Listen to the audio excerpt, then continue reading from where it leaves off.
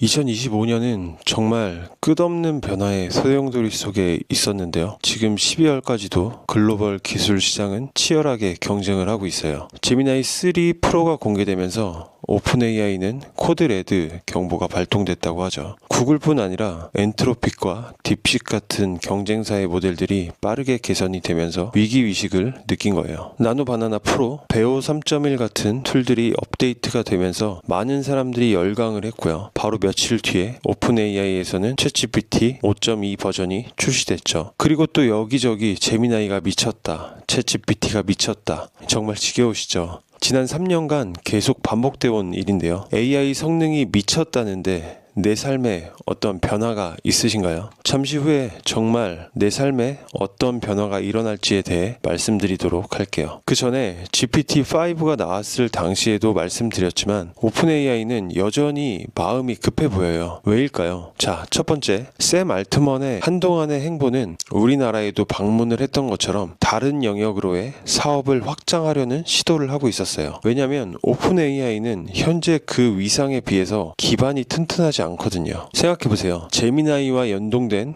방대한 구글의 데이터와 유튜브, 그록과 연동이 되어 있는 X, 메타와 연동된 페이스북과 인스타그램. 하지만 챗 GPT와 클로드는 자체 파이프라인이 없습니다. 이게 얼마나 치명적인 거냐면 현재 AI 시장에서 경쟁력이라고 하면 모델의 성능 당연히 중요하죠. 하지만 이미 많은 데이터들이 비슷한 수준으로 학습이 된 상태고 상향 평준화가 되어가고 있는 중이에요. 앞으로는 얼마나 많은 새로운 데이터와 실시간 데이터에 접근할 수 있느냐가 핵심이고요. 그게 AI 전쟁을 데이터 전쟁이라고 부르고 있는 이유기도 하죠. 새로 학습할 데이터가 없다면 자체 모델을 더 이상 스케일업 할 수 있는 방법이 없으니까요. 그래서 오픈 AI에서는 생존 전략으로 택한 게 아틀라스라는 자체 브라우저를 출시했고요. 그리고 소라2를 오픈하면서 틱톡 스타일의 소셜 앱으로 출시한 이유도 자체 데이터를 학습할 수 있는 생태계를 만들기 위해서예요. 오픈 AI가 무리해서라도 삼성과 손을 잡으려는 이유, 그걸 지켜보는 구글, 또 그 사이에 벌어진 애플의 굴욕. 정말 재밌는 기업들 간의 얘기들이 많은데요. 다음에 그 얘기도 한번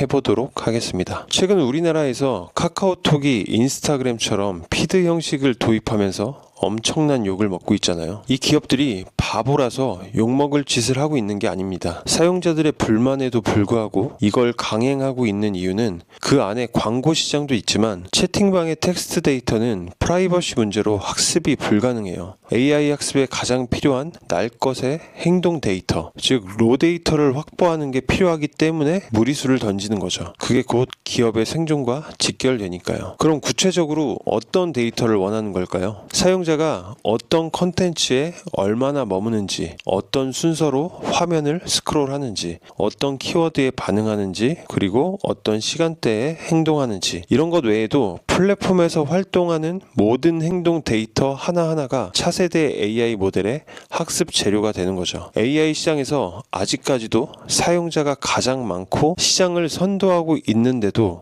오픈 AI가 어딘지 모르게 계속 불안하고 절박해 보이는 이유가 이것 때문이에요. 오픈 AI의 최대 투자자이자 파트너인 마이크로소프트, 겉으로는 든든한 후원자처럼 보이지만 사실 오픈 AI 입장에서는 굉장히 복잡한 관계인데요. 마이크로소프트는 오픈 AI의 기술을 자사의 코파일럿에 통합하면서 오피스 365, 윈도우, 애저 클라우드, 자신들의 생태계로 사용자들을 끌어들이고 있어요. 결국 오픈 AI는 기술 공급자일 뿐이고 최종 사용자와의 접점은 마이크로소프트가 가져가는 구조인 거죠. 제주는 곰이 부리고 돈은 왕서방이 챙긴다는 얘기가 있죠. 과거 PC 시장에서 인텔이 핵심 부품 CPU를 공급했지만 결국 시장의 지배력과 마진은 완제품과 OS를 파는 윈도우가 가져갔던 역사와 유사한 거예요. 우리는 엑셀이나 워드에서 코파일럿 버튼을 누르지 GPT-5를 호출한다고 생각하지 않잖아요. 그러니까 GPT는 마이크로소프트 뒤에 숨겨지고 단순한 API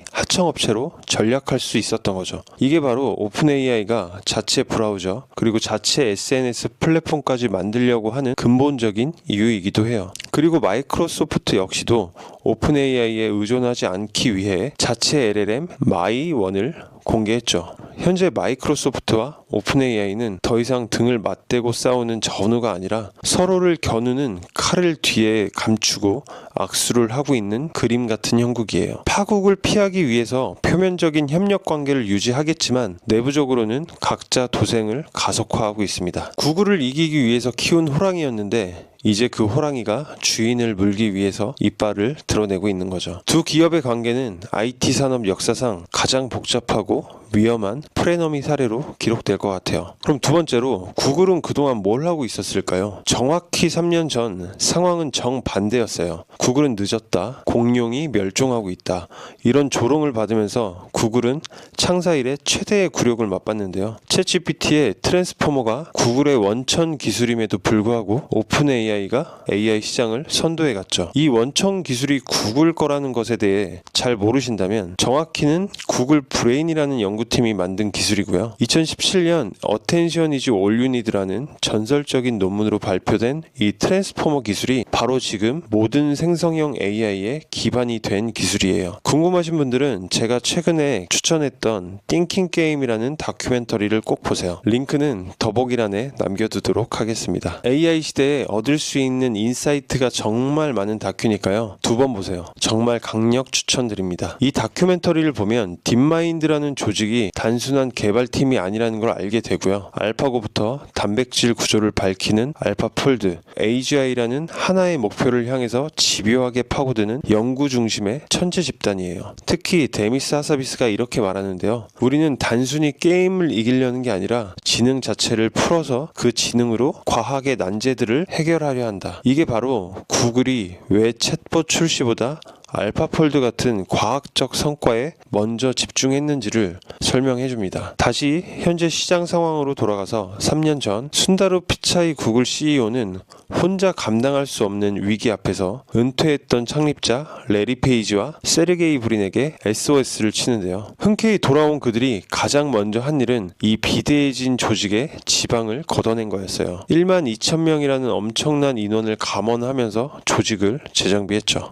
하지만 이건 단순한 구조조정이 아니었어요. 구글은 이 과정에서 세 가지 핵심 전략을 동시에 실행했는데요. 첫 번째는 가장 중요했던 서로 다른 천재 집단을 융합하는 거였어요. 트랜스포머를 창시한 구글 브레인과 알파고를 만든 딥마인드를 하나로 합친 거죠. 두 번째는 연구 중심의 접근에서 벗어나서 실제 제품에 AI를 빠르게 통합하는 전략으로 선회했어요. 바드의 실패를 인정하고 빠르게 제미나이로 전환한 것도 이런 맥락에서였죠. 세 번째는 단순히 챗봇 하나 잘 만드는 게 아니라 구글이 가진 모든 제품과 서비스에 AI를 심는 전략. 이게 구글의 진짜 무기인 거죠. 이 과정에서 재밌는 건 구글의 발목을 잡고 있던 반독점법 리스크가 오히려 날개를 달아줬다는 거예요. 가장 큰 골칫거리였던 크롬 브라우저 강제 매각 이슈. 법원은 생성형 AI가 등장하면서 이미 검색 독점을 파괴했고 크롬 강제 매각을 철회해서 매각할 필요가 없다는 판결을 내렸어요. 구글에게는 천군만마 같은 소식이겠죠. 이 판결이 얼마나 중요했냐면 크롬이 있기 때문에 구글은 사용자의 웹브라우징 데이터 수집이 가능하고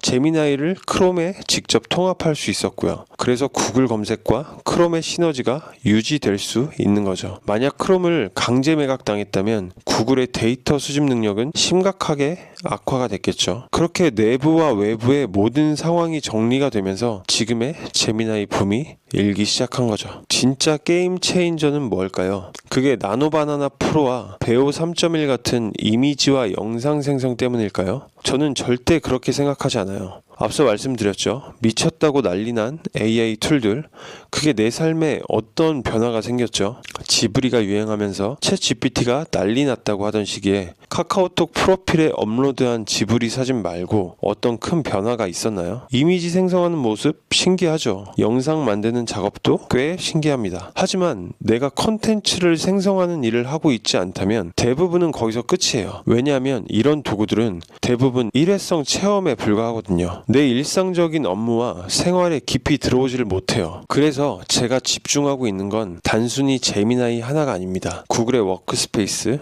그리고 구글 랩스예요. 구글 랩스에 대해선 다음번에 다른 영상으로 한번 제작을 해볼 거고요. 구글 워크스페이스에는 구글 닥스, 시트, 슬라이드, 캘린더, 드라이브, 우리가 매일 사용하는 모든 도구의 중심에 이 제미나이가 컨트롤 타워로 들어와 있는데요. 유튜브 링크 하나만 넣어도 영상 데이터를 실시간으로 가져와서 분석하고 정리해 줄 수 있죠. 기획서 작성, 회의록 정리, 이메일 회신, 하루 종일 이런 단순 반복 업무에 시달렸다면 제미나이와 연동해서 자동으로 정리와 회신 초안까지 작성이 가능해요. 여기서 가장 무서운 점은 그라운딩인데요. 김 부장님이 지난주에 보낸 이메일이랑 드라이브에 있는 2025년 마케팅 기획서 PDF 파일 비교해서 요약해줘. 이렇게 말했을 때 챗 GPT와 클로드는 내가 파일을 찾아서 일일이 업로드를 해야 되지만 구글은 이미 내 데이터를 다 가지고 있어요. 내 사적인 데이터에 접근할 수 있는 유일한 AI죠. 이건 구글만이 할 수 있는 능력이에요. API를 끌어올 필요도 없죠. 자동화 기능을 배워서 할 필요도 없어요. 모든 것이 하나의 계정으로 연결되어 있거든요. 더 중요한 건 사용자가 별도로 뭘 설정하거나 연동할 필요도 없다는 거예요. 그냥 이미 연결이 되어 있으니까요. 여기에 더해서 제미나이 1.5 프로부터 시작된 100만에서 200만 토큰이라는 압도적인 컨텍스트 윈도우. 이게 뭐냐면 유튜브 영상 하나 분석하는 수준이 아니라 1시간짜리 회의 녹음 파일, 관련 논문 10개, 엑셀 데이터 시트, 이 모든 걸 한 번에 던져주고 분석을 시킬 수 있다는 거예요. 이게 바로 구글이 가진 인프라의 힘이죠. 이게 바로 구글의 진짜 무기입니다. 물론 써보신 분들은 아실 거예요.